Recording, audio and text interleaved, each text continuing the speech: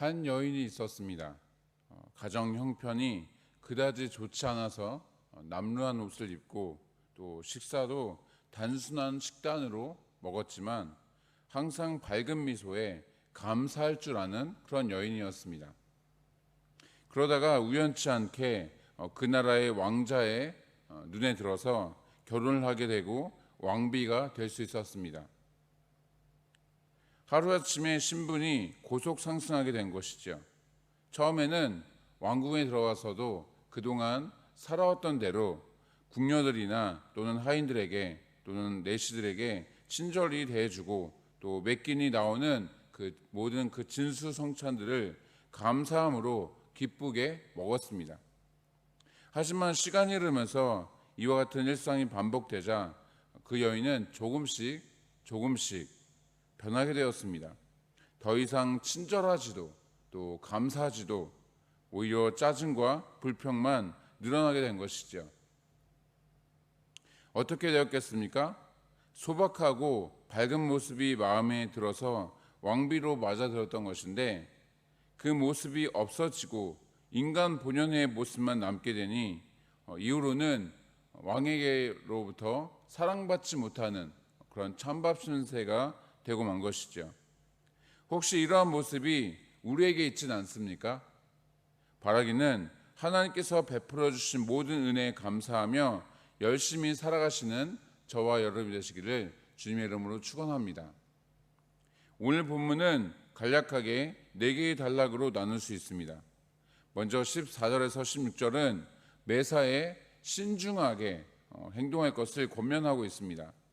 이른 아침에 이웃 사람을 향해서 마음에도 없는 축복을 한다든지 다른 사람과 다투는 것을 하지 않도록 주의를 주고 있는 것입니다. 일반적으로 이웃의 호의에 대해서 감사나 또 칭찬 등을 하는 것은 매우 당연하고 또 좋은 일입니다. 문제는 그 표현을 하는 타이밍입니다. 이른 아침은 대부분의 사람들에게 상당히 부담되는 그런 시간입니다. 일어나서 씻고 또 화장하고 또 옷 입고 식사하고 또 출근이나 등교 준비로 매우 분주한 시간이 아침 시간입니다. 그런 상황에서 누군가 찾아와서 감사의 마음을 담아 축복하러 온다면 그것은 좋고 또 감사한 일이 아니라 오히려 민폐에 가깝습니다. 또한 A에도 벗어나는 일이기에 가식적으로 비춰지게 되기도 하는 것이죠. 다투는 여자람은 매사에 순종은커녕 흠을 잡고 잔소리하고 소란을 일으키는 그런 아내를 의미합니다. 이러한 여인은 남편과 또 자녀들에게까지 좋지 않은 아주 악영향을 끼치게 되는 것이죠. 다음으로 17절에서 19절은 사람 사이의 상호 영향력에 대해서 말씀하고 있습니다. 사람은 제각기 자신과 관계된 사람들에게 서로 영향을 주고받을 수밖에 없습니다. 따라서 함께 상생하기 위해서는 선하고 의로운 관계를 맺어야 하는데 먼저 누군가의 됨됨이를 알려면 그 사람의 친구를 보면 잘 알 수가 있습니다. 유유상종이라는 말이 있는 것처럼 인간은 비슷한 사람들끼리 어울리는 그런 습성이 있기 때문입니다. 그러다 보니 평상시에는 별 볼 일 없는 것처럼 보이는 그런 사람도 그 사람의 지인 중에 어떤 유명 인사나 연예인이나 뭐 그런 정치인 같은 그런 사람이 있다면 다시 보이게 되는 것이죠. 무화과 나무는 성경에서 자주 언급되는 나무로 중동 지역에서 흔히 먹게 되는 그런 과일입니다. 일반 채소나 논밭의 작물과는 달리 충분히 자라서 열매를 맺기까지에는 오랜 시간 동안 땀과 노력을 쏟아야 합니다. 그래야 맛있는 과일을 얻을 수가 있는 것이죠. 그런 것처럼 주인을 섬기는 종들은 충성으로 열심히 노력을 기울일 때 보상이 있을 것임을 말씀하고 있는 것입니다.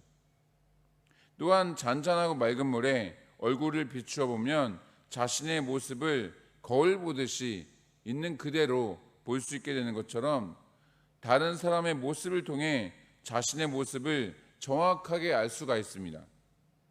의인이든 악인이든 빈부귀천을 떠나서 누군가를 비방하거나 판단하기 앞서서 자기 자신에게 그러한 동일한 모습이 있지는 않은지 돌아보아야 한다는 의미인 것이죠. 20절에서 22절은 인간성의 부정적 측면을 강조하면서 스스로 만족해하며 또 자기 자신을 연단하는 그런 삶에 대해 말씀하고 있습니다. 여기서 언급되고 있는 부정적 측면은 모두 세 가지인데, 만족함을 모르는 것, 또 칭찬 듣기만을 좋아하는 것, 또 미련함은 극복하기 어렵다라는 것입니다. 여기에서 20절에 스올과 아바도는 이 땅에서의 삶이 끝났을 때에 구원이 아닌 멸망이 예정된 자들이 가게 되는 곳입니다. 쉽게 말해서 지옥을 의미하는 것이죠. 그 지옥은 지금까지 수많은 것을 집어삼켰지만 여전히 만족하지 못하고 계속해서 입을 벌리고 있습니다. 탐욕으로 가득한 사람의 눈과 마음이 바로 그와 같다는 것입니다. 또한 누군가에게 칭찬을 하게 될 때에 그 사람이 어떻게 반응하는지를 보면 그 됨됨이나 성격 또 성품 등을 알 수 있다라고 말씀하고 있습니다. 이러한 점에서 고난과 역경이 차갑고 무거운 시험이라고 한다면 칭찬은 가볍고 또 뜨거운 시험이라고 할 수 있을 것입니다. 하지만 인간의 미련함은 그 어떤 시험으로도 쉽게 벗겨내기 어렵습니다. 곡식의 입장에서 절구에 들어가 빠지는 것은 굉장한 시련일 것입니다. 그러한 식으로 미련함을 벗겨내기 위해 어떤 환난을 주어도 곡식의 껍질이 절구통 안에서 벗겨지는 것처럼 사람의 미련함은 쉽게 벗어내지 못한다는 것이죠. 이제 23절에서 27절까지는 근면 성실한 삶을 통해 번성케 될 것을 권면하고 있습니다. 먼저 양떼를 살피고 소떼의 마음을 두라는 것은 세상의 부귀영화 같은 어떤 허황된 것에 마음을 빼앗기지 말고 자신에게 맡겨진 가축을 보물처럼 여겨서 세심하게 살피고 또 돌보라는 뜻입니다.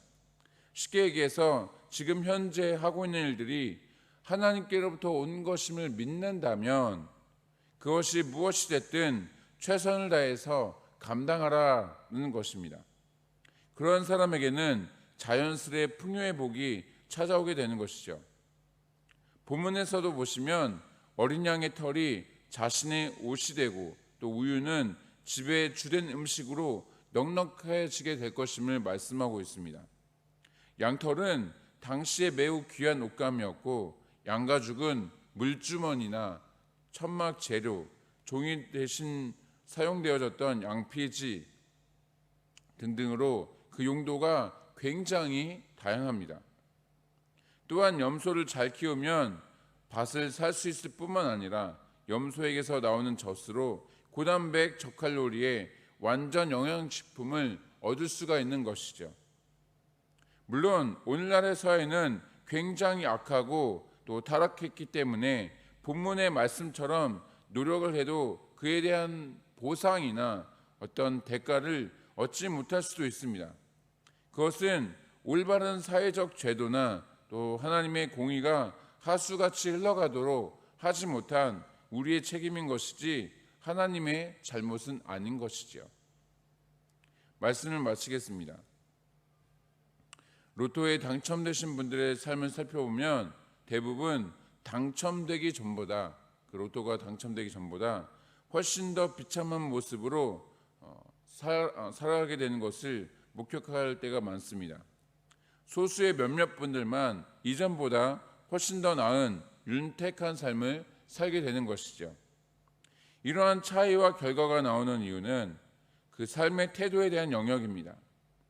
망하는 대부분의 경우는 복권이 당첨되자마자 그동안 하던 일을 모두 내팽개치고 흥청망청 소비를 하는 사람입니다. 그런 와중에 사기꾼을 만나거나 또는 서로 가족끼리 갖겠다고 분쟁하면서 수년 만에 탕진하게 되고 또 사분을 되는 그런 상황을 겪게 되는 것입니다. 반면 복권에 맞았어도 더욱 성공한 사람은 그 사실을 굳이 드러내지 않고 자신이 하던 일을 계속해서 열심히 하는 사람입니다. 여러분은 어떤 부류의 사람이 되실 것 같습니까? 하나님께서는 이미 우리에게 구원과 영생을 허락해 주셨습니다. 그것에 대한 확실한 믿음이 있다면 이 땅에서 잠깐 살아가는 동안 겪게 되는 모든 상황들의 불평불만거리를 찾아가기보다는 맡은 일에 최선을 다하며 주어진 것에 감사함으로 살아가는 것이 지혜로운 사람의 모습일 것입니다. 바라기는 성실과 감사의 삶으로 주의 영광 나타내는 저와 여러분 되시기를 주님의 이름으로 축복합니다.